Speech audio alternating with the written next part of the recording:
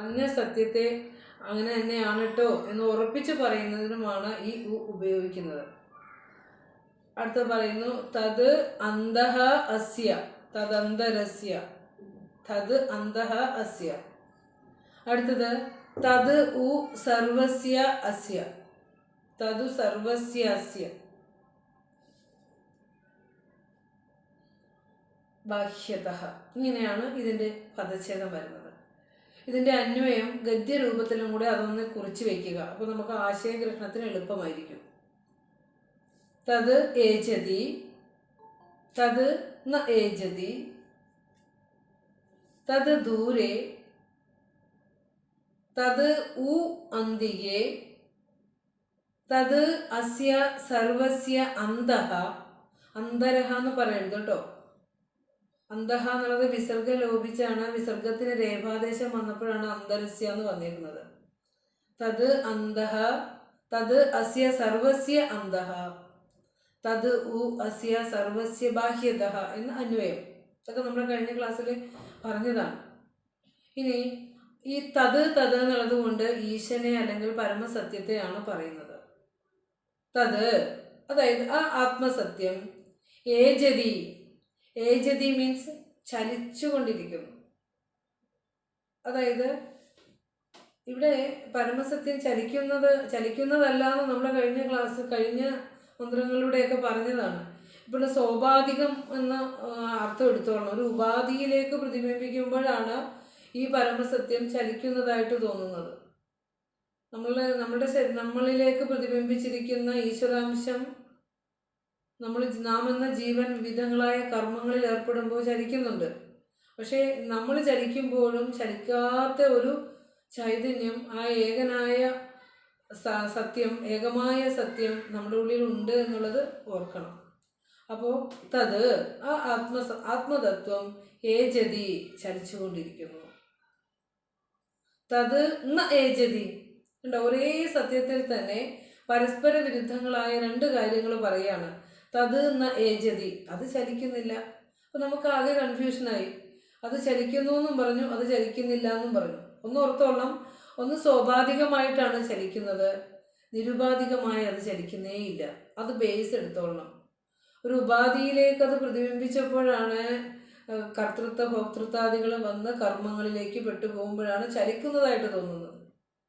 പക്ഷെ അപ്പോഴും ആ ഓരോ ജീവന്റെയും ഉള്ളിൽ ചലിക്കാത്തതായ ആ ചൈതന്യം ഇങ്ങനെ ആ വിലമതിയാത്ത വിളക്കായി ഇരിക്കുന്നുണ്ട്. ചലനം പരമാത്മ സത്യത്തിന് ഇല്ല. തത് ഏജതി, അത് ചലിക്കുന്നു. തത് ന ഏജതി, അത് ചലിക്കുന്നില്ല. പിന്നെ പറയാണ് അതും അടുത്തതും പരസ്പര വിരുദ്ധമായ പ്രസ്താവനയാണ്. തത് ദൂരെ, അത് എവിടെയോ ദൂരെ ഇരിക്കുന്ന ഒന്നാണ്. നമ്മളിപ്പോൾ അകലങ്ങളിലെ ദൈവത്തിനെ പ്രാർത്ഥിച്ചുകൊണ്ട് നമ്മളിങ്ങനെ ക്ഷേത്രങ്ങൾ തോറുമൊക്കെ ഓടി നടക്കുന്നില്ലേ? ഇപ്പോൾ ഭക്തി പറഞ്ഞ് വേറെ ഇപ്പോൾ എവിടെയൊക്കെയോ തലങ്ങളിലേക്ക് ആയിട്ടുണ്ട്. അപ്പോൾ ഇവിടെ അത് ദൂരെ, അതൊക്കെ ഈ ഉപനിഷത്ത് സത്യമൊക്കെ ഒന്ന് അറിയണം എല്ലാവരും. അപ്പോൾ ഈശ്വരൻ എന്തെന്നൊക്കെയാണെന്ന് വ്യക്തമായിട്ട് അറിയാൻ പറ്റും. അപ്പോൾ തത് ദൂരെ, അത് വളരെ ദൂരെയുള്ള എന്തോ എവിടെയോ ഇരിക്കുന്ന ഒന്നാണ് എന്നാ കരുതുന്നത് അല്ലേ ഈശ്വരൻ. പിന്നെ പറയാണ് തത് ഉ അന്തികേ, തത് ഉ അന്തികേ, അന്തികം സമീപം, അത് അടുത്തുമാകുന്നു. അത് അകലെയുമാണ്, അത് അടുത്തുമാണ്. തത് അസ്യ സർവസ്യ അന്തഃ, ഇതിനകത്ത് മൊത്തം വിരുദ്ധമായ കാര്യങ്ങളാണ് പറയണത്. തത് അസ്യ, അതെങ്ങനെയാണെന്ന് വ്യാഖ്യാനത്തിലൂടെ ഗ്രഹിച്ചെടുത്തോളെ. തത് അസ്യ സർവസ്യ അന്തഃ, തത് അസ്യ സർവസ്യ അന്തഃ. ഇത് വേഗം പറഞ്ഞു പോണത് കഴിഞ്ഞ ക്ലാസ്സിൽ ഇത് പറഞ്ഞതുകൊണ്ടാണ് കേട്ടോ. തത് അസ്യ സർവസ്യ അന്തഃ, അത് അസ്യ സർവസ്യ എല്ലാത്തിൻ്റെയും അന്തഃ ഉള്ളിലിരിക്കുന്നു. എല്ലാത്തിൻ്റെയും ഉള്ളിലിരുന്ന് സ്പന്ദിക്കുന്നു, ചൈതന്യമായി സ്പന്ദിക്കുന്നു. അടുത്തത് അതിൻ്റെ വിപരീതം പറയാ. തത് ഉ അസ്യ സർവസ്യ ബാഹ്യതഃ, അത് എല്ലാത്തിൻ്റെയും പുറത്തും ചൈതന്യമായിരിക്കുന്നു. അപ്പോൾ നമുക്ക് ആകെ പ്രശ്നമായി. ഇതെങ്ങനെയൊക്കെ ഇത് നമ്മളൊന്ന് മനസ്സിലാക്കി എടുക്കും അല്ലേ? അപ്പോൾ ഇവിടെ ഇതിൻ്റെ ആശയം പറയുമ്പോൾ പരമസത്യം ആയ ആ ഈശൻ ചലിക്കുന്നതാണ്, അതൊരിക്കലും ചലിക്കുന്നില്ല. അത് വളരെ ദൂരത്തിൽ ഉള്ള ഒന്നാണ്, അല്ലെങ്കിൽ ദൂരത്തിൽ വർത്തിക്കുന്നു. അത് വളരെ അടുത്താണ്, അത് ഏറ്റവും അടുത്തുള്ളതാണ്. അത് അതിനെ ആത്മാവായി സാക്ഷാത്കരിക്കുന്നത് കൊണ്ടാണ് അതിനെ ഏറ്റവും അടുത്തുള്ളതെന്ന് പറയുന്നത്. തന്നിൽ തന്നെയാണല്ലോ ആത്മാവിനെ സാക്ഷാത്കരിക്കുന്നത് എല്ലാവരും. ഈ ആത്മസാക്ഷാത്കാരം പറയുന്നത് എവിടെന്നെങ്കിലൊക്കെ പോയി ഒന്ന് കൊണ്ടുവരണമല്ല കേട്ടോ. നമ്മളിൽ തന്നെയുള്ള ചൈതന്യത്തെ അറിയാതെ മറന്ന് ജീവിക്കുന്ന മനുഷ്യരാണ് നമ്മൾ. എത്രയോ ജന്മാന്തരങ്ങളായി ഇങ്ങനെ വന്നും പോയിക്കൊണ്ടിരിക്കുന്ന നാം എന്തോ ഒരു പുണ്യം കൊണ്ട്, എന്തോ പൂർവജന്മ സുഹൃതം കൊണ്ട് നിന്റെ ജന്മകാരണം ഒന്ന് കേട്ടുപോ എന്ന് ഈ ജന്മത്തിൽ നമ്മളോട് ആ പരമാത്മാവ് അരുളി ചെയ്തത് എത്ര പുണ്യമാണെന്ന് ആലോചിച്ച് നോക്കൂ. അപ്പോൾ ഇനി ഇതൊന്നും അറിയാത്തവർക്ക് വേണമെങ്കിൽ ഇങ്ങനെയൊക്കെ തന്നെ കടന്നു പോകാം. അപ്പോൾ ഇവിടെ ഇതിൻ്റെ വിത്തിട്ട്, ഞാൻ എപ്പോഴും പറയും, ഇതൊരു വിത്തിട്ട് പോവാം നമുക്ക്. ആ വിത്ത് മുളയ്ക്കട്ടെ, അടുത്ത ജന്മമെങ്കിലും മുളയ്ക്കട്ടെ. അപ്പോൾ എന്തായാലും ഇനി ഒരു പതനം ഉണ്ടാവല്ലേ. അപ്പോൾ അത് ഏറ്റവും അടുത്തുള്ളതാണ്. അത് അടുത്തുള്ളതെന്ന് പറയുമ്പോൾ ആത്മാവിനെ അനുഭവിച്ചവർക്ക്, സാക്ഷാത്കരിച്ചവർക്ക് ഇത് അടുത്തുള്ളതാണ്. ആത്മാവിനെ അറിയാത്തവർക്ക്, ഭൗതിക പ്രകൃതിയിൽ ജീവിക്കുന്നവർക്ക് ഇത് അകലെയാണ്, എന്നും അകലെയാണ്. അവർ തേടിക്കൊണ്ടേയിരിക്കും. എത്ര പഠിച്ചാലും മതിയാവില്ല, ഏതൊക്കെ ക്ഷേത്രങ്ങളിൽ പോയാലും മതിയാവില്ല. ഇവിടെ നിന്ന് കിട്ടാത്തത് തൊട്ടടുത്തുനിന്ന് കിട്ടുമെന്ന് കരുതും അല്ലേ. എന്നാലും ഭൗതികത്തിൽ ഇങ്ങനെ കൃമികീടങ്ങളെ പോലെ ഭൗതികത്തിൽ ഇങ്ങനെ അള്ളി പിടിച്ചുകൊണ്ടിരിക്കുകയാണ്. തൊട്ട് വിട്ടിട്ട് പോകാനുള്ള ഒന്നാണെന്ന് അറിഞ്ഞാൽ പോലും വിടാനുള്ള മനസ്സ് സമ്മതിക്കത്തില്ല. ഇനിയും എന്തൊക്കെയോ നേടാനുണ്ടെന്നാണ്. എത്രയോ ജന്മങ്ങൾ, ജീവിതങ്ങൾ നമ്മൾ കാണുന്നു. ആർക്കെങ്കിലും അവരവരുടെ ശരീരം, എത്ര മഹത് വ്യക്തികളാണെങ്കിലും ആർക്കെങ്കിലും അവരുടെ ശരീരത്തെ ഒന്ന് മരണമില്ലാതെ നിലനിർത്താൻ സാധിച്ചിട്ടുണ്ടോ? ഇല്ല. ഇതൊക്കെ അറിഞ്ഞാലും നമ്മൾ ഈ ശരീരത്തെ ഇങ്ങനെ നിലനിർത്താൻ ശ്രമിച്ചുകൊണ്ടേയിരിക്കും. സത്യം പറഞ്ഞു കഴിഞ്ഞാൽ നമ്മളൊരു ഗുരു പറഞ്ഞ പോലെ അവശതയാം അവിവേകത്തിൽ ജീവിക്കുന്നവരാണ് നമ്മൾ. ഇതൊക്കെ കേൾക്കുമ്പോഴും അക്കാഡമിക്കായിട്ട് വെറുതെ കേട്ടു പോവുകയുള്ളൂ. നമ്മളെ ഉള്ളിലേക്ക് ഇത് നമ്മളെയാ പറയണമെന്നും നാം ജീവിക്കുന്ന പ്രപഞ്ചത്തിനെയാണ് പറയണമെന്നും നമുക്ക് ഉള്ളിലേക്ക് കണ്ണുള്ളിൽ ചെല്ലാൻ പറ്റണില്ല, പലർക്കും. അപ്പോൾ അതുകൊണ്ട് നമ്മൾ ഈ ഭരണകാര്യം നമ്മിൽ നിന്ന് വ്യത്യസ്തമായ ഒരാളുടെ കഥയല്ല പറയണത്. ഇത് നമ്മെക്കുറിച്ചാണ് പറയുന്നത്, നമ്മുടെ ജീവിതത്തെക്കുറിച്ചാണ് പറയുന്നത്. അപ്പോൾ നമ്മളിൽ തന്നെയുള്ള സത്യത്തെക്കുറിച്ചാണ് പറയുന്നത്. അപ്പോൾ പിന്നെ പറയാണ് അത് എല്ലാത്തിൻ്റെയും അകത്തുമാണ്, പുറത്തുമാണ്. ഇതാണ്, ചലിക്കുന്നു, ചലിക്കുന്നില്ല, അത് ദൂരത്താണ്, പിന്നെ അത് അകലത്താണ്, അതെല്ലാത്തിൻ്റെയും ഉള്ളിലിരിക്കുന്നതാണ്, അതെല്ലാത്തിൻ്റെയും പുറത്തിരിക്കുന്നതാണ്. ഇത്രയേ ഉള്ളൂ ഇതിൻ്റെ ആശയം. ഇനി നമുക്ക് ഓരോന്ന് എങ്ങനെയാണെന്നൊന്ന് പരിശോധിക്കാം. അത് കഴിഞ്ഞ ശ്ലോകം കഴിഞ്ഞു, പിന്നെ മന്ത്രം കഴിഞ്ഞു. അപ്പോൾ ഇവിടെ ഗുരുവിൻ്റെ തർജ്ജമ അതുലോലം അതലോലം, അതുലോലം അത് അലോലം, അത് ദൂരം അത് അന്തികം. കേൾക്കുമ്പോൾ തന്നെ നമ്മൾ പദച്ഛേദം വേണമെങ്കിൽ ഒന്ന് എഴുതി വെച്ചോളൂ കേട്ടോ. അത് ലോലം, ഈ കുട്ടികൾക്കൊക്കെ ക്ലാസ് എടുക്കുമ്പോൾ നമുക്കൊന്ന് പിരിച്ചൊക്കെ പറഞ്ഞു കൊടുക്കണം, അവർക്ക് ചേർത്തൊക്കെ വായിക്കുമ്പോൾ ഒരു ബുദ്ധിമുട്ട് വരും. അത് ലോലം അത് അലോലം, അത് ലോലം അത് അലോലം എന്നായി. അത് ദൂരം അത് അന്തികം, അത് ദൂരം അത് അന്തികം. അന്തികം എന്ന് പറഞ്ഞാൽ അടുത്ത്, സമീപത്ത്. സംസ്കൃത പദമാണ്. അത് സർവാന്തരം, ഇതും സംസ്കൃതമാണ്. മലയാളത്തിലേക്ക് ഗുരു തർജ്ജമ ചെയ്തെങ്കിലും ഒക്കെ സംസ്കൃത പദമാണ്. അത് സർവാന്തരം, അത് എല്ലാത്തിൻ്റെയും ഉള്ളിലാണ്. അത് സർവത്തിനും പുറത്തുമാം, സർവത്തിനും പുറത്തുമാം, അത് എല്ലാത്തിൻ്റെയും പുറത്തുമാണ്. അത് ലോലം തത് ഏജതി, അത് മന്ത്രമായിട്ട് കണക്ട് ചെയ്തും കൂടി ഒന്ന് എഴുതി വെച്ചോളൂ. എഴുതി വെച്ചായിരുന്നു തോന്നുന്നല്ലേ. അത് ലോലം തത് ഏജതി, അത് മന്ത്രം നോക്കി ഗുരുവിൻ്റെ ഓരോ തർജ്ജമയുടെ പദം എടുത്തിട്ട് മന്ത്രത്തിലേക്ക് കണക്ട് ചെയ്യാം. അപ്പം നമുക്ക് രണ്ടും പഠിക്കാൻ എളുപ്പമാവും, രണ്ടും ഒറ്റയടിക്ക് പഠിച്ചു തീരും. അത് ലോലം തത് ഏജതി, അത് ചലിക്കുന്നു. അത് അലോലം, അലോലം, ലോലത്തിന്റെ വിപരീതമാണ് അലോലം. തത് എന്ന ഏജതി, അത് ചലിക്കുന്നില്ല. അത് ദൂരം, തത് ദൂരെ. അത് അന്തികം, തത് ഉ അന്തികേ, തത് ഉ അന്തികെ. ഇവിടെ ഉ എന്നുള്ളത് ഉറപ്പിച്ച് പറയാൻ വേണ്ടിയിട്ടാണ് നിപാതം ഉപയോഗിച്ചിരിക്കുന്നത്. അത് സർവാന്തരം. തത് അസ്യ സർവസ്യ അന്തഃ. തത് അസ്യ സർവസ്യ അന്തഃ. അത് സർവത്തിനും പുറത്തുമാം. തത് ഉ അസ്യ സർവസ്യ ബാഹ്യതഃ. ഇങ്ങനെയാണ്. ഇതാണ് മന്ത്രവും പദച്ഛേദവും പദാനുപദ അർത്ഥവും തർജ്ജമയും. ഇനി നമുക്കിതിൻ്റെ കൃതിയുടെ വിശദീകരണം ഒന്ന് നോക്കാം. അപ്പോൾ നമ്മൾ പറഞ്ഞു, ആദ്യ നോട്ടത്തിൽ തന്നെ ഒരു പരസ്പര വിരുദ്ധമായ കുറച്ച് പ്രസ്താവനകൾ ഇങ്ങനെ വെച്ചിരിക്കുന്ന പോലെ നമുക്ക് തോന്നും, അല്ലേ? എന്തിനാണ് അങ്ങനെ വെച്ചിരിക്കുന്നത്? എല്ലാം ആ പറയുന്ന പ്രസ്താവന എല്ലാം കറക്റ്റാണ്. പക്ഷെ അതിൻ്റെ ശരിയായ വ്യൂവിലേക്ക് കൊണ്ടുവരുമ്പോൾ അത് എന്തുകൊണ്ടാണ് അങ്ങനെ പറഞ്ഞതെന്ന് നമുക്ക് മനസ്സിലാവുകയും ചെയ്യും. ആദ്യം നമുക്ക് എടുക്കാം തത് ഏജതി, തത് ന ഏജതി. അത് വിശദീകരിക്കാം. അതിന് ഗുരു തന്നിരിക്കുന്ന തർജ്ജമ അത് ലോലം, അത് അലോലം. അത് ഇളകുന്നതാണ്, അത് ഇളകാത്തതാണ് എന്നുള്ള അർത്ഥം. അപ്പോൾ അത് എങ്ങനെയാണ് അത് ചലിക്കുന്നതായിട്ട് തോന്നുന്നത്? എപ്പോഴാണ്? പരമസത്യം മായാരൂപത്തിൽ ചലിക്കുന്നതായി തോന്നുന്നു. അതായത് ഈ ബ്രഹ്മസത്യം ഈ പ്രപഞ്ചമായി പരിലസിക്കുമ്പോഴാണ് അത് ചലിക്കുന്നതായിട്ട് തോന്നുന്നത്. ആ സമഷ്ടിയിലും വ്യഷ്ടിയിലും ചലനമുണ്ട്. സമഷ്ടി എന്ന് പറഞ്ഞാൽ മൊത്തം ഈ പ്രപഞ്ചത്തിലെ സമസ്ത ചരാചരങ്ങളിലും അനുനിമിഷം ചലിച്ചുകൊണ്ടേ, ഓരോ നിമിഷവും അത് സ്പന്ദിച്ചുകൊണ്ടേയിരിക്കുന്നു. വ്യഷ്ടി എന്ന് പറഞ്ഞാൽ നമ്മൾ ഓരോ ജീവനുകളിലും സ്പന്ദനമുണ്ട്. ജീവചൈതന്യം പരമസത്യം സ്പന്ദിക്കുന്നുണ്ട്. ഈ പ്രപഞ്ചത്തിലാകവേ ആ സ്പന്ദനമുണ്ട്. അപ്പോൾ സമഷ്ടിയിലും വ്യഷ്ടിയിലും ഇത് ചലിക്കുന്നുണ്ട്. അപ്പോൾ എന്ന് പറയുന്ന ഓർക്കണം, ഒരു ഉപാധിയിലേക്ക് ഇത് പ്രതിബിംബിച്ചപ്പോഴാണ് ഇത് ചലിക്കുന്നത്. ഒരു ഉപാധിയിൽ പ്രതിബിംബിച്ചപ്പോൾ ചലിക്കുന്നു. ഉപാധി എന്ന് പറഞ്ഞാൽ നമ്മുടെ മനസ്സ് എന്ന ഉപാധിയിലേക്ക് പ്രതിബിംബിച്ച ഈശ്വരാംശമാണ് നാം എന്ന ജീവൻ.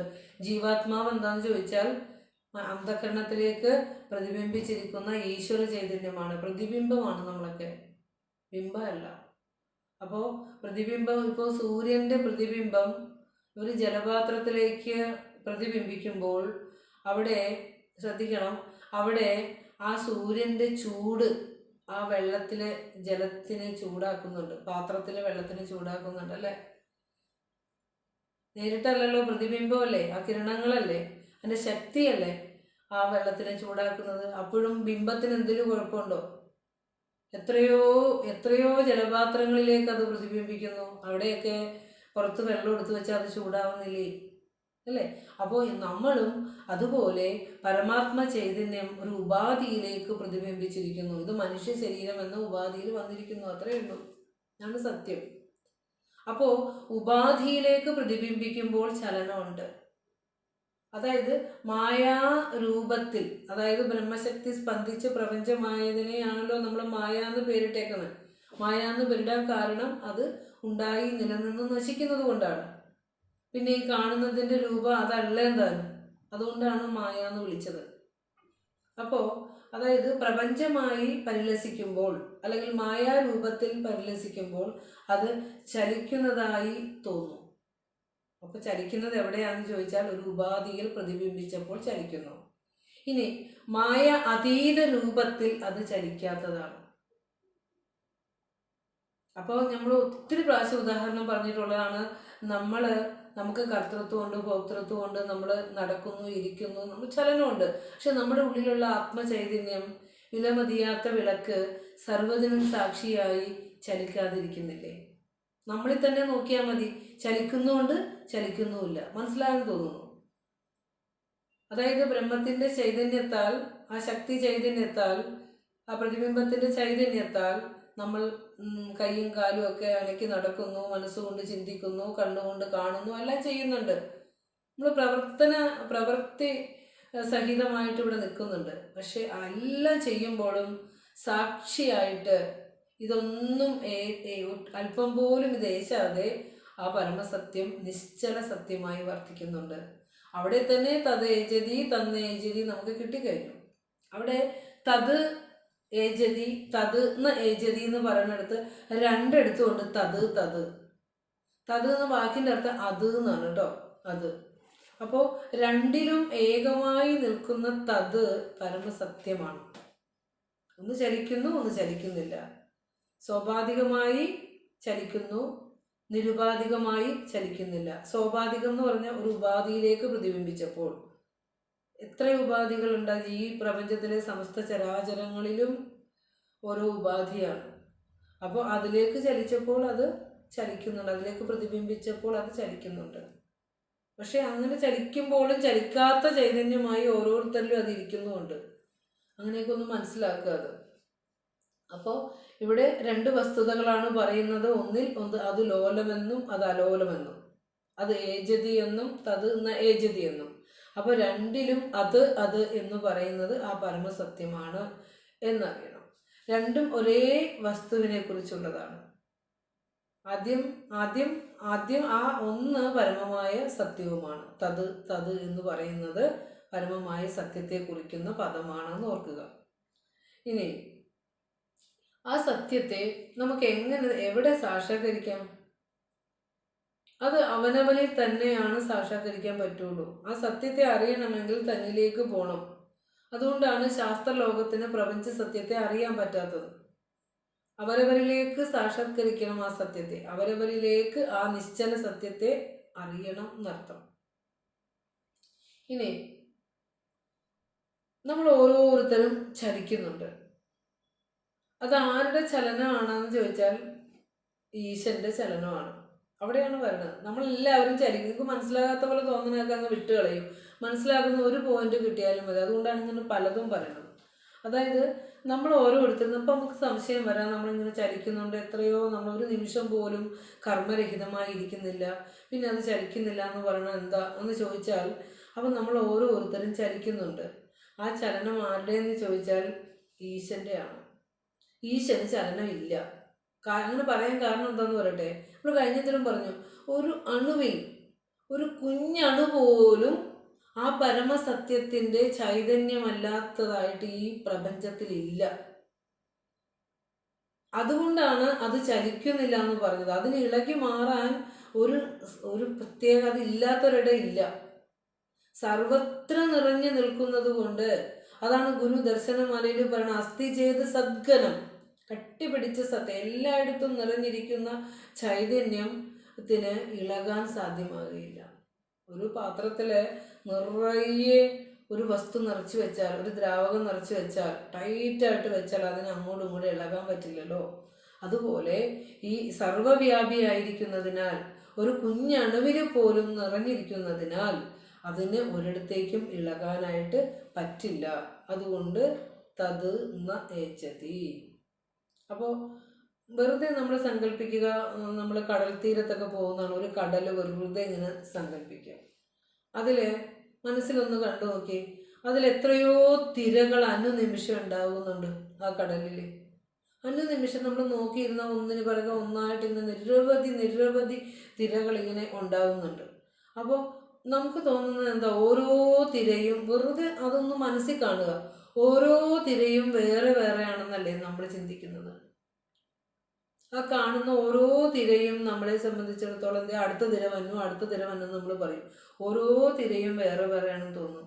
എന്നാൽ എല്ലാ തിരയും കടലിൻ്റെ ഭാഗം തന്നെയാണ്. ആ കടൽ തന്നെയാണ് ഒരു ചെറിയ കാറ്റടിച്ചപ്പോൾ അത് തിരയായിട്ട് വന്നത്. അപ്പോൾ അവിടെ കടലല്ലാതെ മറ്റൊന്നുമില്ല. അനേകം തിരകൾ അവിടെ വന്നു എന്ന് നമ്മൾ പറയുമ്പോൾ ആ കടൽ അല്ലാതെ മറ്റ് ഒന്നും അവിടെ ഇല്ല. തിര ഉണ്ടായപ്പോഴും തിര മറഞ്ഞപ്പോഴും ഉള്ളത് വെള്ളം മാത്രമാണ്, മറ്റൊന്നും അവിടെ ഇല്ല. അതിൽ നമ്മുടെ സ്ഥാനം എന്താണെന്ന് ചോദിച്ചാൽ, ഈശനാകുന്ന ആ സാഗരത്തിൽ ഉണ്ടായി മറയുന്ന തിരയുടെ സ്ഥാനമാണ് നമുക്ക് ഏവർക്കും ഉള്ളത്. ഈശനാകുന്ന ആ മഹാസാഗരത്തിൽ ഉണ്ടായി മറയുന്ന വെറും ഒരു തിരയുടെ സ്ഥാനം മാത്രം നമുക്കുള്ളത്. ഈ തിരയാണ് ഈ ലോകം വെട്ടിപ്പിടിക്കാൻ ഒരുങ്ങുന്നതും കോലാഹലങ്ങൾ ഉണ്ടാക്കുന്നതും കുത്തിക്കൊല്ലുന്നതും സ്വത്ത് എടുക്കാൻ വേണ്ടി ബഹളം വയ്ക്കുന്നത്. എന്തൊക്കെയോ കോലാഹലങ്ങളാണ്, ചതി, വഞ്ചന, കലഹങ്ങൾ, എന്തൊക്കെയാ ലോകത്ത് നടക്കുന്നത്. ഈ ഒരു കുഞ്ഞു തിര ആ പരമാത്മ സമുദ്രത്തിലെ ആ ചൈതന്യമായിരിക്കുന്ന ഒരു കുഞ്ഞു തിരുനാളത്തിന് എത്ര ആയുസുണ്ട്? ഒരു ഒരു കത്തുന്ന വെളിച്ചത്തിലേക്ക് വന്നു കയറിയ ഒരു ഈയാമ്പാറ്റ കണക്ക് അല്പമാത്ര കാലം ജീവിതമുള്ള മനുഷ്യൻ ആ ജീവിതത്തെ സ്വസ്ഥമായി ശാന്തമായി കൊണ്ടുപോകാതെ തന്നിൽ ചൈതന്യമായിരിക്കുന്ന ആ പരമമായ സത്യത്തെ അറിയാതെ ഈ ഭൂമിയിലെ ജീവിതം എത്ര നരകതുല്യമാക്കുന്നുണ്ട് ആലോചിച്ച് നോക്കൂ. അതുകൊണ്ടാണ് കുഞ്ഞു കുട്ടികളെയൊക്കെ പണ്ട് ഗുരുകുല വിദ്യാഭ്യാസ കാലഘട്ടത്തിൽ ഉപനിഷത്തുക്കളൊക്കെ പഠിപ്പിക്കുന്നത്. സത്യം അറിഞ്ഞതിന് ശേഷമാണ് അവരെ ജീവിതത്തിലേക്ക് ഇറക്കി വിടുന്നത്. അപ്പോൾ അങ്ങനെയുള്ള കുട്ടികളിൽ അവരിൽ എല്ലാ തരത്തിലുള്ള സംസ്കാരങ്ങളും ഒരുമിച്ച് ചേരുന്നുണ്ട്. പ്രകൃതിയെ സ്നേഹിക്കാനും, മുതിർന്നവരെ ബഹുമാനിക്കാനും, വിദ്യയുടെ മൂല്യമറിഞ്ഞ് വിദ്യാഭ്യാസം ചെയ്യാനും, ചെയ്യുന്ന ജോലിയോട് ആത്മാർത്ഥത പുലർത്താനും, കുടുംബ ബന്ധങ്ങളിൽ ആത്മാർത്ഥത പുലർത്താനും, സത്യവും ധർമ്മവും നീതിക്കും അനുസരിച്ച് ജീവിക്കാനും ഒക്കെ പ്രാപ്തമാക്കുന്നത് ഈ സത്യമൊക്കെ പണ്ടുള്ള തലമുറ കുഞ്ഞു മനസ്സുകളിലേക്ക് സന്നിവേശിപ്പിച്ചു കൊണ്ടുപോകുന്നതുകൊണ്ടാണ്. ഇന്നത്തെ പ്രശ്നവും ഈ ആധ്യാത്മികത മനുഷ്യർക്ക് നഷ്ടപ്പെട്ടു പോയതുകൊണ്ട് തന്നെയാണ്. അതായത് ഈ പ്രപഞ്ചം സദാ ചലിച്ച് പരിണമിച്ചു കൊണ്ടിരിക്കുന്നതാണ്, ഒരു സംശയമില്ല അതിന്. ആ പ്രപഞ്ച പ്രവാഹമായി ഇങ്ങനെ അനുനിമിഷം അത് ചലിച്ച് മാറിക്കൊണ്ടിരിക്കുക.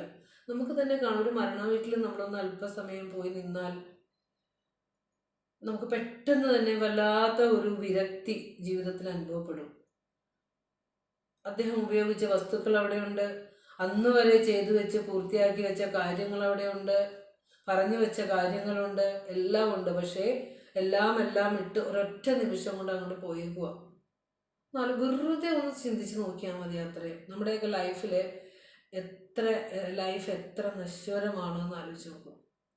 അപ്പോൾ ഇരിക്കുന്നത്ര സമയം ഇതിനെ ഏറ്റവും ആനന്ദകരമായി കൊണ്ടുപോവുക. എന്നുവെച്ചാൽ ആനന്ദകരമാക്കുക എന്ന് പറഞ്ഞാൽ അർത്ഥം എന്താ? അടിച്ചു പൊളിച്ച് സമ്പത്തെല്ലാം നശിപ്പിച്ച് ആരോഗ്യത്തിന് ഹാനികരം ഉണ്ടാക്കുന്ന വസ്തുക്കളൊക്കെ ഉപയോഗിച്ച് അങ്ങനെയല്ല ഉദ്ദേശിച്ചത്. നമ്മൾ ഇരിക്കുന്നിടത്ത് വെളിച്ചം ഉണ്ടാകുക, നമ്മൾ ഇരിക്കുന്നതിൻ്റെ ചുറ്റുപാടുമുള്ളവർക്ക് വെളിച്ചം പകരാൻ പറ്റുമെങ്കിൽ പകർത്തുക, എന്നിട്ട് ശാന്തവും സ്വസ്ഥമായ ജീവിതത്തെ കൊണ്ടുപോയാൽ മാത്രം മതി. ഇപ്പം എല്ലാവരും ലോകം നന്നാക്കാൻ നടക്കുന്നവരാണ്. നമുക്ക് ലോകത്തെ നന്നാക്കാനാവില്ല എന്ന് ആദ്യം അറിയുക. ചെയ്യാൻ പറ്റുന്നത് നമ്മൾ ആദ്യം നന്നാവുക. നമ്മൾ സ്വസ്ഥമായാൽ പുറം ലോകവും സ്വസ്ഥമായി. നമുക്ക് അസ്വസ്ഥത നമ്മളിലുള്ളത് കൊണ്ടാണ് എല്ലാവരും അസ്വസ്ഥരാണെന്ന് നമുക്ക് തോന്നുന്നത്. നമ്മൾ സ്വസ്ഥരാകുക ആദ്യം. അപ്പോൾ അതായത് ഇപ്പോൾ ചലിക്കുന്നില്ല എന്നുള്ളത് ഒരു കാര്യം ഓർത്താൽ മതി. നമ്മളിൽ തന്നെ അത് ഉള്ള ആത്മസ്വരൂപം നിശ്ചലമായി ഇരുന്നു കൊണ്ട് എല്ലാത്തിനെയും അറിയുന്നു. പറഞ്ഞില്ലേ, ഉണരണമെന്നി ഉറങ്ങണം, ഭുജിച്ചീടണം അശനം, ഉണരേണമെന്നിവണ്ണം അണയും അനേക വികല്പമാകയാൽ ആരുണരുവതുള്ളൊരു നിർവികാര രൂപം. ഇതിൻ്റെ അർത്ഥം ഇത് തന്നെയല്ലേ. നേരം ഒന്ന് പുലർന്നാൽ അപ്പോൾ തുടങ്ങും നമ്മുടെ കർമ്മങ്ങളുടെ ചലനം തുടങ്ങും. ഉണരണം, ഉറങ്ങണം, ഭുജിച്ചിടണം, ഉണരണം. ഇങ്ങനെ ജീവിതത്തിൻ്റെ ചാക്രികതയിലേക്ക് നീങ്ങുമ്പോൾ ആരാണ് ആ നിർവികാര രൂപത്തിലേക്ക്, ഒരു ചലനവുമില്ലാത്ത ആ മാറ്റമില്ലാത്ത സത്യത്തിലേക്ക് ഉണരാൻ ആർക്കാണ് ആവുന്നത്? ആരാണ് അതിനെക്കുറിച്ച് ചിന്തിക്കുന്നത്? നമ്മളോട് പറഞ്ഞു തന്നിട്ടുള്ളതാണ് അല്ലേ. അപ്പോൾ അവിടെ അതെല്ലാം നമുക്ക് ഈ ഒരു സത്യത്തിലേക്ക് കൊണ്ടുപോകാനായിട്ട് പ്രയോജനം ചെയ്യുന്നതാണ്. ഉലകരുറങ്ങി ഉണർന്നു ചിന്ത ചെയ്യും. ഇതൊക്കെ അത് പഠിക്കാൻ എളുപ്പമാണ് ഇതിലൂടെ കടന്നു പോകുമ്പോൾ. ഉലകർ ഉറങ്ങി ഉണർന്ന് ചിന്ത ചെയ്യും, ഇതൊക്കെ ചലനമാണ്. പക്ഷെ പലതും ഉലകർ ഉറങ്ങി ഉണർന്ന് ചിന്ത ചെയ്യും പലതും, ഇതൊക്കെയും ഉറ്റുപാർത്തു നിൽക്കും വിലമതിയാത്ത വിളക്ക്. വെറുതെ സാക്ഷിയായി നിശ്ചല സത്യമായി ഇതൊക്കെ നോക്കി നിൽക്കുന്നൊരു വിളക്ക് നമ്മളിലുണ്ട്. ഇത് കണ്ടുപോയിടണം. അത് തന്നെയല്ലേ ഈ പറയുന്നത്. ചലിക്കാത്ത ആ സത്യത്തെ ഓടുന്ന ഇന്ദ്രിയങ്ങളെയൊക്കെ ഒന്ന് അടക്കി കുറച്ച് സമയമൊക്കെ ഒന്ന് അകമുഖമാക്കാനൊക്കെ ശ്രമിക്കുക നമ്മൾ. അപ്പോൾ ഓട്ടത്തിൻ്റെ സ്പീഡൊക്കെ ഒന്ന് കുറയ്ക്കും അല്ലേ. ഒരമ്പലത്തിൽ പോയി കഴിഞ്ഞാൽ പിന്നെ ഒരു 2 ദിവസം ആവുന്നതിന് മുമ്പ് നമ്മൾ അടുത്ത ക്ഷേത്രത്തിലേക്ക് പിന്നെ എന്താ പറയുക, എത്രയോ കിലോമീറ്ററുകൾ താണ്ടിയാണ് നമ്മൾ പോണത്. അപ്പോഴും അവിടെ അടുത്തിരിക്കുന്നുണ്ട്, അത് അടുത്ത് അകലെ എന്നൊക്കെ പറയുന്നിടത്തൊക്കെ നമുക്കത് പറയാത്. അപ്പോൾ തന്നിൽ തന്നെ ഇരിക്കുന്ന സത്യത്തെ തേടി നമ്മൾ എത്ര കാലങ്ങളായി ദൂരേക്ക് യാത്ര ചെയ്യാൻ തുടങ്ങിയിട്ട് ഇനിയൊക്കെ ഒന്ന് മനസ്സിലാക്കി പോവുക സത്യം. അപ്പോൾ ഗതി നൽകുന്നത് ഈശ്വരനാണെങ്കിലും ഈശ്വരൻ ഗമിക്കുന്നില്ല എന്നർത്ഥം എടുക്കുക. കേവലം ഈക്ഷണം കൊണ്ട് മാത്രമാണ്, ഈശ്വരൻ്റെ ഒരു ഈക്ഷണം മാത്രം മതി സമസ്ത പ്രപഞ്ചങ്ങളും ചലിക്കാൻ. ഒരു നോട്ടം, അതുകൊണ്ട് സമസ്തതിനെയും ഗതി നൽകുന്നു ഈശ്വരൻ. അങ്ങനെ ഗതി നൽകുമ്പോഴും ഈശ്വരൻ ചലിക്കുന്നില്ല. സർവ്വതിനും ഗതിയായിരിക്കുമ്പോഴും ചലിക്കാതിരിക്കുന്ന ഈശ്വരൻ എങ്ങനെയാണ് ഗതി നൽകിയതെന്ന് വെച്ചാൽ ഈശ്വരൻ്റെ ഒരു ഈക്ഷണം മാത്രമാണ് എല്ലാത്തിനും ഗതി നൽകിയത്. ഇവിടെ നമുക്ക് മുണ്ടകോപനിഷത്തിലെ ഒരു മന്ത്രം വേണമെങ്കിൽ ഒന്ന് എഴുതി വെക്കാം കേട്ടോ, അത് പിന്നീട് ഗ്രൂപ്പിലേക്ക് ഇടാം. അതും ഈ ചലിക്കുന്നു ചലിക്കാത്തതിൻ്റെ ഉദാഹരണം ഉപനിഷത്തുകളെ മുണ്ടകോപനിഷത്ത് പറയുന്നുണ്ട്. നിങ്ങൾ പലവട്ടം കേട്ടിട്ടുണ്ടാവും. ദ്വാസുപർണ സയുജാ സഖായൗ സമാനം വൃക്ഷം പരിഷസ്വജാതേ തയോരന്യഃ പിപ്പലം സ്വാദ്വത്തി അനശ്നന്യന്യേ അഭിജാഗശീതി. ദ്വാസുപർണ സയുജ സഖായോ.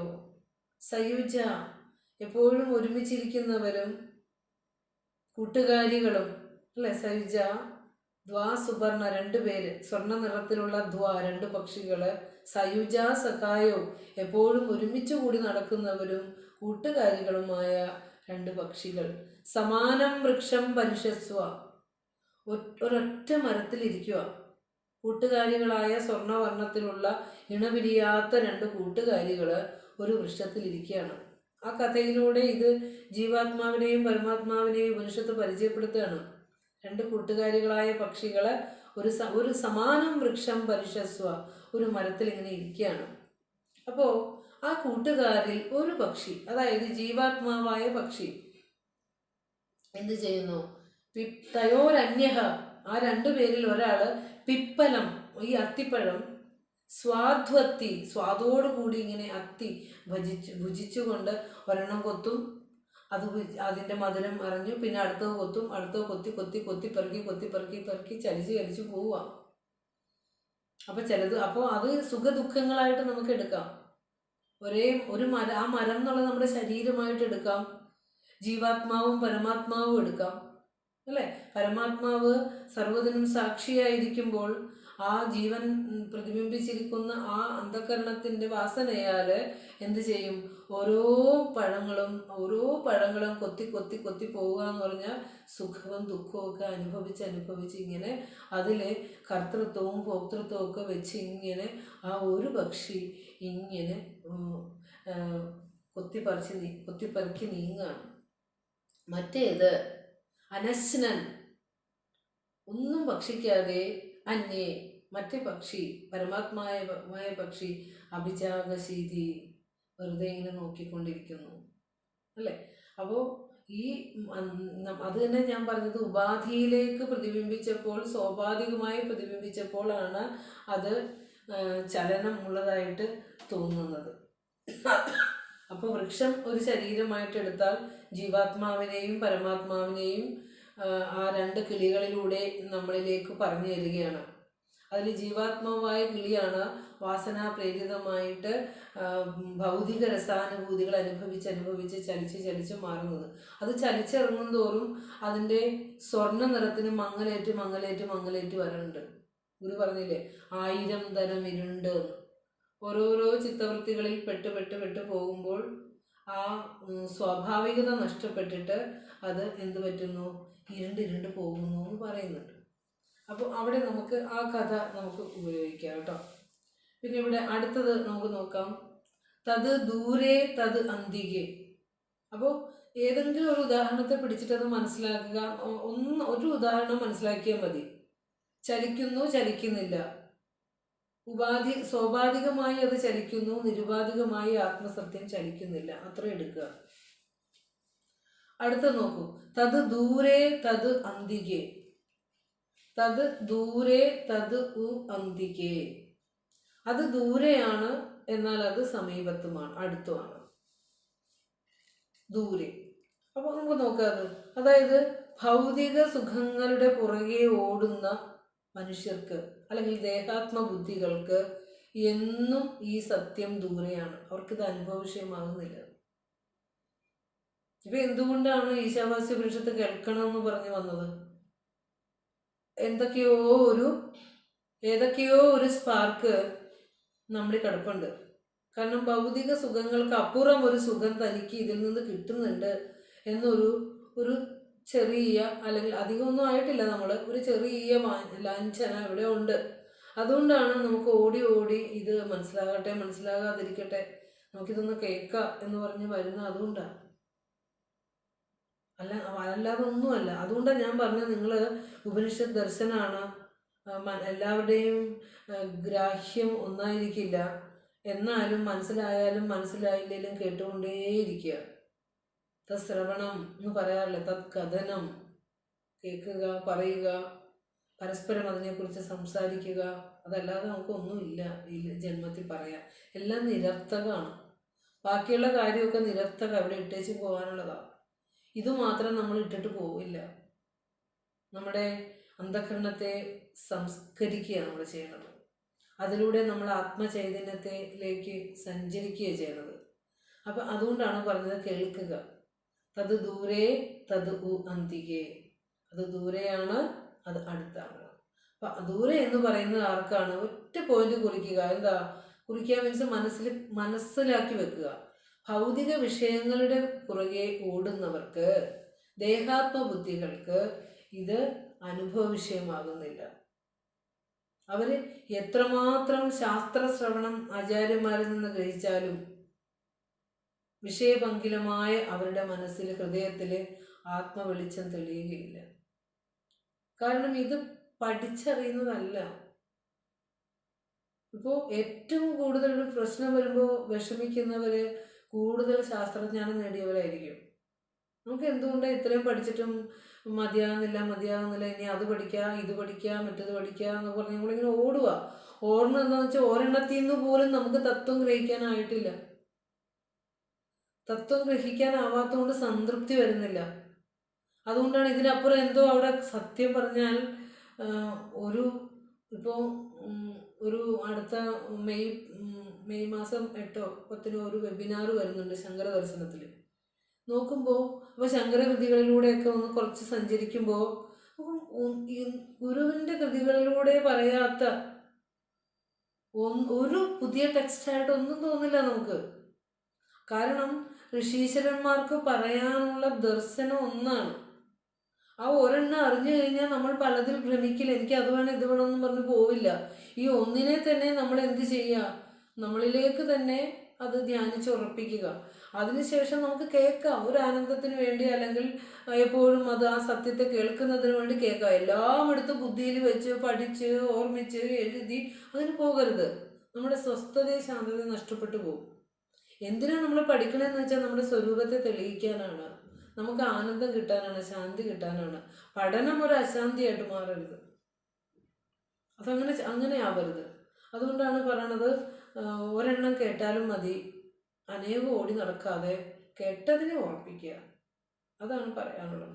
അപ്പോൾ പറഞ്ഞു വന്നത്, ഇത് ഈ സത്യം ദൂരത്താണെന്ന് പറയുന്നത് വിഷയപങ്കിലമായി ഭൗതിക വിഷയങ്ങളിൽ ഭ്രമിച്ച് നടക്കുന്നവർക്ക്, തന്നിലുള്ള സത്യത്തെ അറിയാൻ പറ്റാത്തവർക്ക് എപ്പോഴും ഈ പരമസത്യം ദൂരെയായിരിക്കും. എത്ര ശാസ്ത്രജ്ഞാനങ്ങളുണ്ടെങ്കിലും അവർക്ക് ആ സത്യത്തിലേക്ക് എത്താൻ പറ്റില്ല. അതുകൊണ്ടാണ് മായാപഞ്ചകത്തിൽ ശങ്കര ഭഗവത്പാദർ പറയുന്നുണ്ട്, ശ്രുതിശത നിഗമാന്ത സേവകാനവി അഹഹ ധനാദി നിദർശനേന നിത്യം കലുഷേതി ചതുഷ്പദാദ്യ അഭിന്നാൻ അഘടിത ഘടന പഠീയസി മായാം. അതായത് ശ്രുതിശത നിഗമാന്ത സേവകാനബി, ശ്രുതിശതങ്ങൾ, നൂറുകണക്കിന് വേദമന്ത്രങ്ങൾ ഉദ്ധരിച്ചുകൊണ്ട് പ്രസംഗങ്ങൾ നടത്തുന്നവരും വേദവും വേദാംഗങ്ങളും വേദാന്തവും ഒക്കെ ഇങ്ങനെ ഉദ്ധരിച്ചുകൊണ്ട് നിരവധി പ്രഭാഷണങ്ങൾ നടത്തുന്നവരും ഒരു പോലും ആഹാഹാ കഷ്ടം തന്നെ, ധനാദി നിദർശനേന, ധനം, സ്ഥാനമാനങ്ങള്, പദവി, അല്ലെ, ഇതെല്ലാം ആഗ്രഹിച്ചുകൊണ്ട് കലുഷയതി ചതുഷ്പദാദ്യ ഭിന്നാൻ, നാൽക്കാലികളിലെ ചതുഷ്പദങ്ങൾ, അല്ലെ, നാൽക്കാലികളെക്കാൾ മൃഗസമാനരായി അധപ്പതിച്ചു പോകുന്നു. മത്സരങ്ങൾ, ആധ്യാത്മികതയിൽ ഏറ്റവും മത്സരമുണ്ട്, അല്ലെ, പണത്തിന് വേണ്ടി ആധ്യാത്മികതയിലേക്ക് വരുന്നവരുണ്ട്.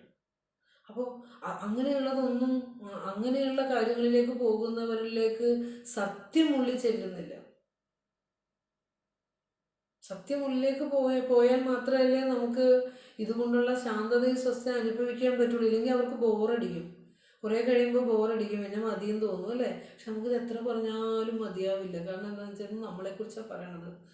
എത്ര ദുഃഖത്തിലിരിക്കുമ്പോഴും ഒരു ക്ലാസ്സൊക്കെ എടുത്തു കഴിയുമ്പോൾ എത്ര എല്ലാ അസുഖങ്ങളും മാറിയെന്ന് തോന്നും, എത്ര ശാന്തമാകും എന്നാലോചിച്ച് നോക്കൂ. ആ ഒരു ആനന്ദം മാത്രമാണ് ഇത്തരത്തിലുള്ള ക്ലാസ്സുകളിൽ നിന്നും രണ്ട് വാക്ക് പറയുമ്പോൾ നമ്മൾ അനുഭവിക്കുന്ന ആനന്ദം മറ്റുള്ളവർക്കും കൂടി കിട്ടട്ടെ എന്നുള്ളൊരു ദൗത്യം മാത്രമാണ് ഇതിലൂടെ നമ്മൾ ഉദ്ദേശം വയ്ക്കുന്നത്. അപ്പോൾ അവിടെ നമുക്ക് ഒരിക്കലും ബോറടി വരില്ല. ആ ബുക്ക് കയ്യിലെടുക്കുമ്പോഴും കൂടുതൽ നമ്മൾക്ക് ആ വെളിച്ചം കിട്ടണേ എന്നുള്ള ഒരു ത്വരയാണ് നമ്മളിലേക്ക് വരുന്നത്. മറ്റൊന്നുമല്ല അവിടെ നിന്ന് വരുന്നത്. അങ്ങനെ നമുക്ക് വായന ബോറാകാതിരിക്കണം. അതുകൊണ്ട് നമ്മളിൽ തന്നെ തെളിയണം. അങ്ങനെ ഒരു ആനന്ദം വരണം. അതാണ് പറഞ്ഞത്, ധനവും സ്ഥാനമാനങ്ങളും ഒക്കെ ആഗ്രഹിച്ചുകൊണ്ട് നാൽക്കാലികളേക്കാൾ ഭിന്നമായിട്ട് കാമക്രോധാദികളിൽ പെടുത്തിയിട്ട് അധപ്പതിപ്പിക്കുന്നു മനുഷ്യനെ, അല്ലേ. അപ്പോൾ എത്രയോ പഠിച്ചു എന്ന് പറയണതല്ല മനുഷ്യൻ്റെ ശാന്തതയുടെയും തൃപ്തിയുടെയും അറിവിൻ്റെയും ലക്ഷണം. അറിഞ്ഞത് ഉള്ളിൽ ചെല്ലുമ്പോൾ മാത്രമാണ് അവന് ശാന്തതയും സ്വസ്ഥതയും ലഭിക്കുക കേട്ടോ. അതുകൊണ്ടാണ് പറയണത്, ഓടി നടക്കാതെ ശാന്തമായി സ്വസ്ഥമായി ശാന്ത ഉപാസീത എന്ന് പറയണത്. അതുകൊണ്ടാണ് കുറേ എഴുതി കഴിയുമ്പോൾ എന്താ പറയുക, ശബ്ദജാലം മഹാരണ്യം ചിത്തഭ്രമണ കാരണം എന്ന് പറയും. എല്ലാം കൂടി മനസ്സിൽ കിടന്ന് ചിത്തഭ്രമണ കാരണം. കാരണം ഇത് മനസ്സിലെടുത്തേക്കണേ, മനസ്സിൻ്റെ അപ്പുറത്തേക്ക് പോയിട്ടില്ല. അതുകൊണ്ട് നമുക്കിത് ചിത്തഭ്രമത്തിന് കാരണമായി വരും. അതുകൊണ്ടാണ് പറയണത്, പറയുന്ന കാര്യങ്ങൾ മനസ്സിലാക്കി ധ്യാനിച്ച് അറിഞ്ഞു പോയാൽ ബാക്കി വേറെ ഏത് കൃതി, ഒരെണ്ണം പഠിച്ചു കഴിഞ്ഞാൽ വേറെ ഏത് കൃതി എടുക്കുമ്പോഴും നമുക്ക് ഈ സത്യം തന്നെയല്ലേ വേറെ രൂപത്തിൽ പറയണം, മനസ്സിലാവും അത്. അപ്പോൾ ഇവിടെ ഈശൻ അകലങ്ങളിൽ ഇരിക്കുന്ന ശക്തിയാണെന്ന് കരുതുന്നവർക്ക് ഈശൻ എന്നും ആകാശത്തിലെ ഒരു നീല മേൽക്കെട്ടി പോലെ തന്നെ അപ്രാപ്യമാണെന്ന് തോന്നുന്നു. ഇന്നിപ്പോൾ നമ്മൾ അങ്ങനെയല്ലേ കാണണത്. എത്രയോ ക്ഷേത്രങ്ങൾ ഇങ്ങനെ മുളച്ച് വരുന്നുണ്ട്. അവിടെയൊക്കെ ഭക്തന്മാരെ മുതലെടുക്കുന്നുണ്ട്. ഭക്തി ഒരു വ്യവസായമായി വല്ലാതെ വളർന്നുകൊണ്ടിരിക്കുന്ന ഒരു കാലഘട്ടത്തിലും കൂടിയാണ് ഉപനിഷത്ത് സത്യമൊക്കെ നമ്മൾ പഠിക്കേണ്ടത്, അറിയേണ്ടത്, മനസ്സിലാക്കേണ്ടത്. ഈ കാലഘട്ടത്തിൽ ജാതിയും മദ്യവും അതുപോലെ ഭക്തിയും ഒക്കെയാണ് ഏറ്റവും കൂടുതൽ വികലമാക്കപ്പെട്ടിരിക്കുന്നതെന്ന് എനിക്ക് തോന്നുന്നു. അതുകൊണ്ട് ഇതുപോലെയുള്ള സത്യമൊക്കെ നമ്മൾ കുറേ പഠിക്കണം, പഠിച്ചത് പറഞ്ഞു കൊടുക്കുക. അപ്പോൾ ഇനി ഒരു കാര്യം പറഞ്ഞു, ദൂരത്താണെന്ന് പറഞ്ഞത് ആർക്കാ? ഭൗതികതയിൽ അഭിരമിക്കുന്നവർക്ക് ഈശൻ എന്നും ദൂരത്താണ്. ഇനി ഈശനെ തന്നിൽ സാക്ഷാത്കരിച്ചവർക്ക് ഈശൻ തന്നിലാണ് ഇരിക്കുന്നത് എന്ന ഉറച്ച ഉത്തമബോധമുണ്ടായി ആ അകത്ത് കണ്ണു ചെല്ലുന്നവന്, ആ കയ്യിലിരിക്കുന്ന കൽപ്പകവൃക്ഷക്കനിയെ തേടുന്നവന് ഈശൻ എന്നും അടുത്താണ്. ദൂരം എന്ന് പറയുന്നത് ഈശനെ തേടി നടക്കില്ല. ഈശ്വരനെ തേടി ഞാൻ അലഞ്ഞു, അല്ലെ, കടലുകൾ കടന്നു ഞാൻ തിരഞ്ഞു, എത്രയോ ദൂരം പോയി കിട്ടിയില്ല. അപ്പോൾ തന്നിലുള്ള ഈശ്വര സത്യത്തെ അറിയാത്തവർക്ക് എന്നും ദൂരെയാണ്. പക്ഷെ ഇത് തന്നിലാണ് ഇരിക്കുന്നത് എന്ന് അറിഞ്ഞുകൊണ്ട് ആ തേടുന്നവനെ എന്നും ഇത് അടുത്താണ്. അങ്ങനെ അടുത്തെത്തണമെങ്കിൽ ഭക്തിയും, ഉറച്ച ഭക്തിയും ആ ഈശ്വര സത്യത്തെക്കുറിച്ച് നല്ല ജ്ഞാനവും വേണം. ജ്ഞാനത്തിലൂടെ മാത്രമേ ശരിയായ ഭക്തിയിലേക്ക് എത്താൻ സാധ്യമാകുകയുള്ളൂ. നിർഭാഗ്യവശാൽ ഇന്നത്തെ സമൂഹത്തിൽ ജ്ഞാനമില്ലാത്ത ഭക്തിയാണ് ഉള്ളത്. ഏതെങ്കിലും ക്ഷേത്രത്തിൽ പോയാൽ ഇന്നത് കിട്ടും, അല്ലെങ്കിൽ ഏതെങ്കിലും പള്ളികളിൽ പോയാൽ ഇന്നത് കിട്ടും, അല്ലെങ്കിൽ ഏതെങ്കിലും എവിടെയൊക്കെയോ ഇങ്ങനെ ഭൗതിക കാര്യങ്ങൾക്ക് കിട്ടും എന്ന് പറയുന്നിടത്തേക്ക് നല്ല തിരക്കാം. അല്ലാതെ എനിക്ക് വേണ്ട കാര്യങ്ങൾ എനിക്ക് വേണ്ടത് എന്താണോ അത് കിട്ടുന്നതിനെ കുറിച്ചുള്ള ഒരു പഠനത്തിലോ ചിന്തയ്ക്കോ ഇന്ന് ആർക്കും താല്പര്യമില്ല. അത് ആ കാലഘട്ടത്തിലും അങ്ങനെ തന്നെയാണ്. അതാ ഗുരു പറഞ്ഞാൽ നമുക്ക് ആരുമില്ലല്ലോ എന്ന് പറയണം. എത്രയോ ആളുകൾ കൂടെ ഉള്ളപ്പോഴും, എത്രയോ സമ്പത്തുള്ളപ്പോഴും, പരിചാരകന്മാർ ധാരാളം ഉള്ളപ്പോഴും ഗുരു എപ്പോഴും പറയുന്നൊരു വാചകം ഇതാണ്. കാരണം എന്താ? കണ്ണുള്ളിൽ ചെല്ലുന്നവർ കുറവാണെന്നാണ് അല്ലേ?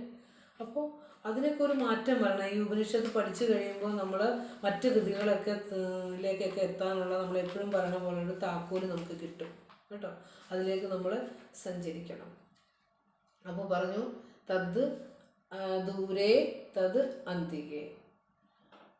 അപ്പോൾ അതായത് അതെങ്ങനെ മനസ്സിലാക്കാം? പ്രപഞ്ച സത്യത്തിൽ അഭിരമിക്കുന്നവർക്ക് ഇത് പ്രപഞ്ചമാണ് സത്യമെന്ന് കരുതി അഭിരമിക്കുന്നവർക്ക് ഇത് ദൂരെയാണ്. തന്നിലാണ് ഈശ്വരൻ എന്ന് കരുതി ഈശ്വരനെ തിരയുന്നവർക്ക് ഇത് അടുത്ത് തന്നെയാണ് എന്നാണ് നമ്മൾ എടുക്കേണ്ടത്. ഇനി അന്തികം എന്ന വാക്കിന് അടുത്ത് എന്നർത്ഥം കേട്ടോ. ഇവിടെ ഗീതയിലെ ഒരു ശ്ലോകം വെറുതെ നിങ്ങൾക്ക് വായനയ്ക്ക് വേണ്ടിയിട്ടൊരു ശ്ലോകത്തിൻ്റെ നമ്പർ വെറുതെ ഒന്ന് കുറിച്ച് വെച്ചോളൂ. ഗീത 13-ാം അധ്യായത്തിൽ 16-ാമത്തെ ശ്ലോകമുണ്ട്.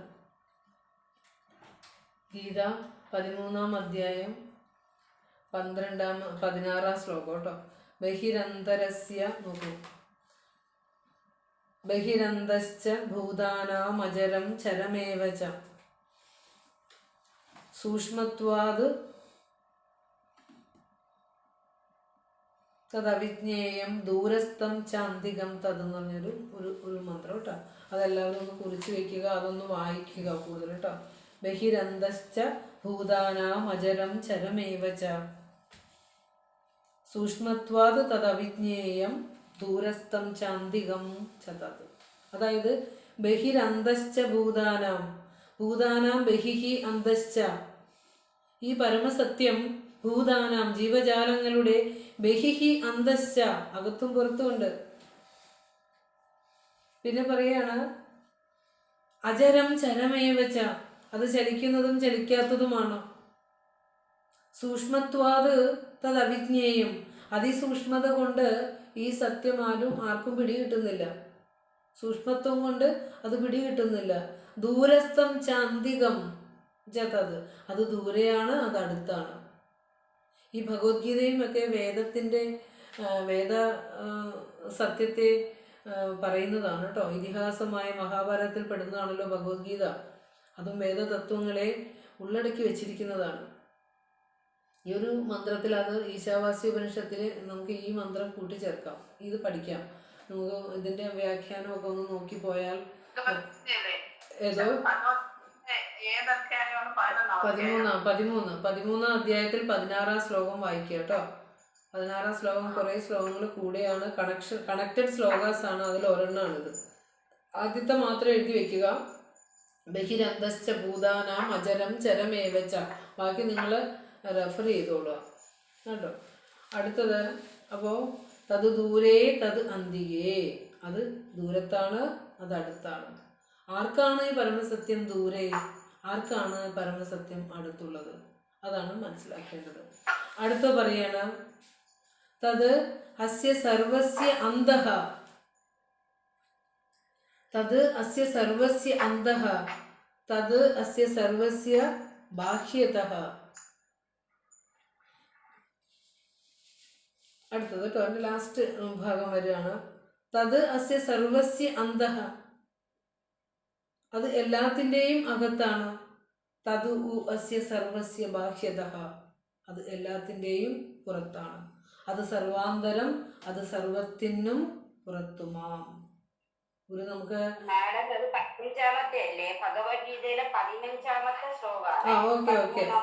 ഓക്കെ ആയിക്കോട്ടെ. അതൊന്ന് അതിൻ്റെ ആദ്യത്തെ കിട്ടിയിട്ട് നിങ്ങളത് തിരഞ്ഞെടുക്കുക കേട്ടോ. 15-ാമത്തെ അല്ലേ? 15-ാമത്തെ അല്ലേ? ഓക്കെ. അപ്പൊ അത് 16 തന്നെയാണ്.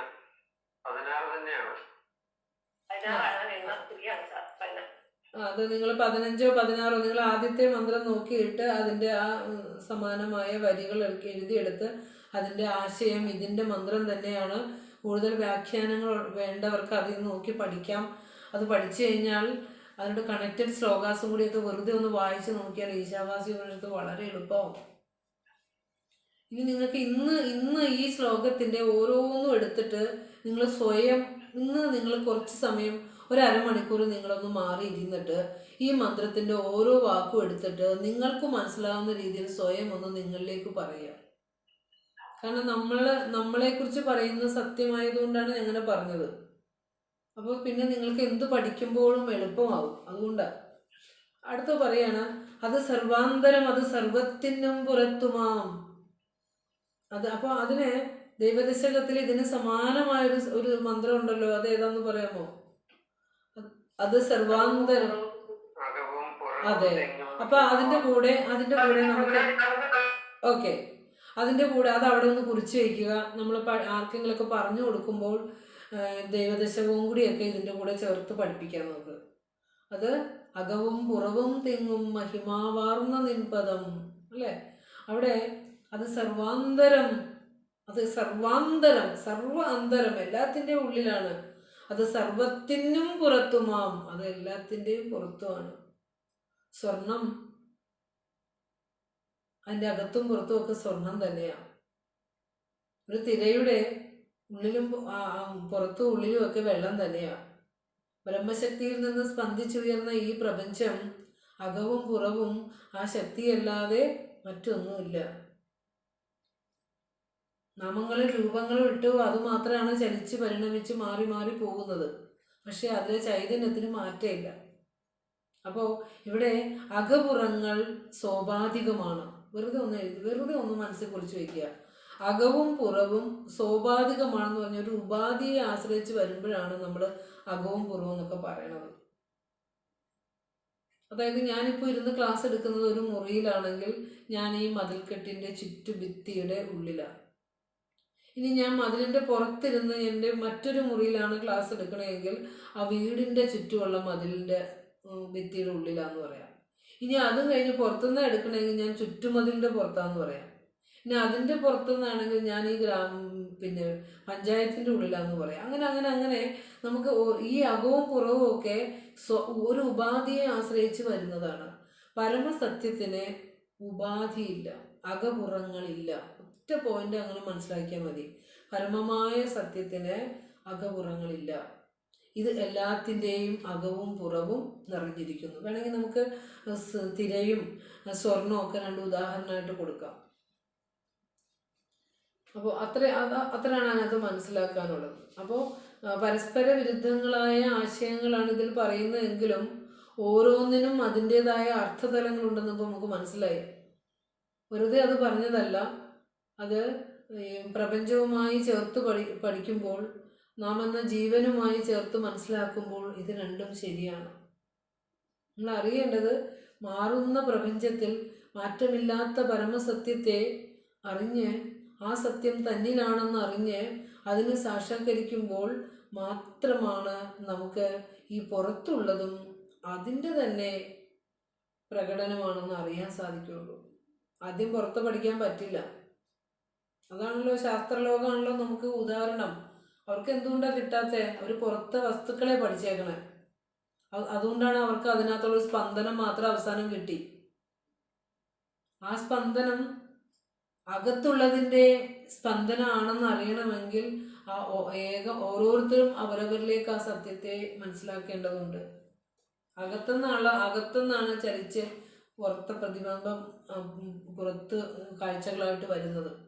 അപ്പോൾ അത് കുറച്ചുകൂടിയൊക്കെ പഠിക്കുമ്പോൾ ഇനിയും കുറേ ദൂരയിലേക്ക് നമ്മൾ ഈശാവാസ്യ ഉപനിഷത്ത് പോകുമ്പോൾ അതെങ്ങനെയാണ് പ്രപഞ്ചമായി വന്നിരിക്കുന്നതെന്നൊക്കെ നമുക്കത് മനസ്സിലാവും കുറച്ചും കൂടിയൊക്കെ എത്തുമ്പോൾ. അപ്പോൾ ഓരോ ശ്ലോകം കഴിയുമ്പോൾ പിന്നെ നമുക്ക് മനസ്സിലാകുന്നില്ലേ കുറച്ചൊക്കെ.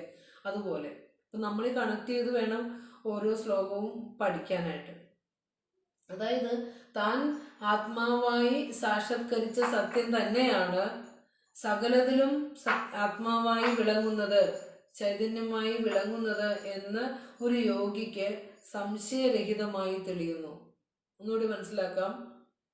സർവ്വതിലും, അതായത് താൻ തന്നിൽ സാക്ഷാത്കരിച്ച ആ സത്യം, ആ ചൈതന്യം തന്നെയാണ് സർവ്വതിലും ചൈതന്യമായി വിളങ്ങുന്നത് എന്ന് ഒരു യോഗിക്ക് തെളിയുമ്പോൾ ഇങ്ങനെ പറയും, തത് അന്തരസ്യ സർവസ്യ, അതെല്ലാത്തിൻ്റെയും അകത്തായിരിക്കുന്നത് എന്ന്.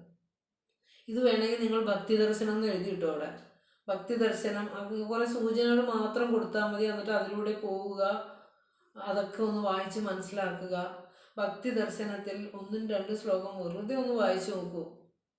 ഭക്തി ദർശനത്തിൽ ഗുരു പറയുന്നത് എന്താണെന്ന് വെച്ചാൽ, എന്താണ് ഭക്തി എന്ന് പറയുമ്പോൾ ഗുരു പറയുകയാണ്, ആത്മാനുസന്ധാനമാണ്, നിരന്തരമായിട്ടുള്ള ആത്മധ്യാനമാണ് ഭക്തി.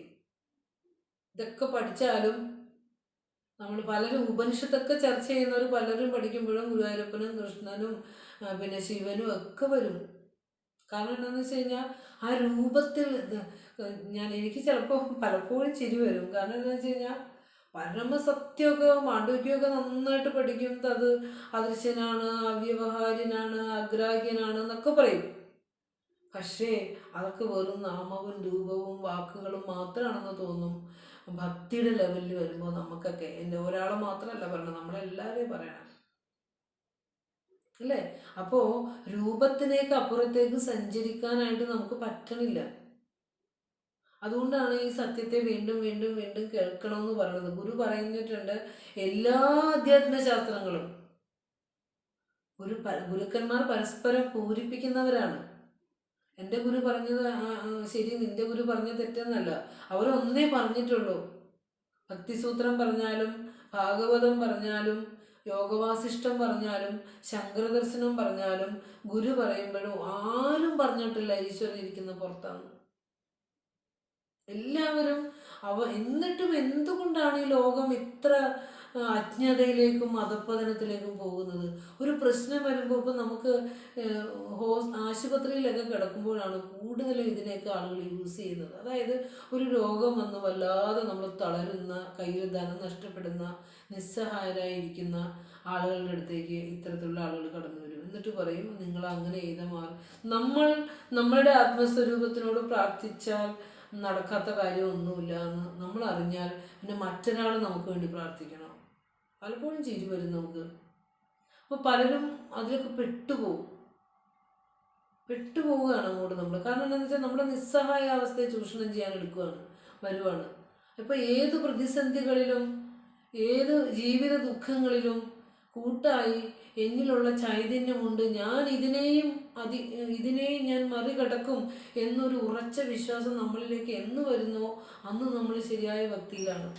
ഇല്ലെങ്കിൽ നമ്മളെ പലർക്കും ചൂഷണം ചെയ്യാൻ സാധിക്കും.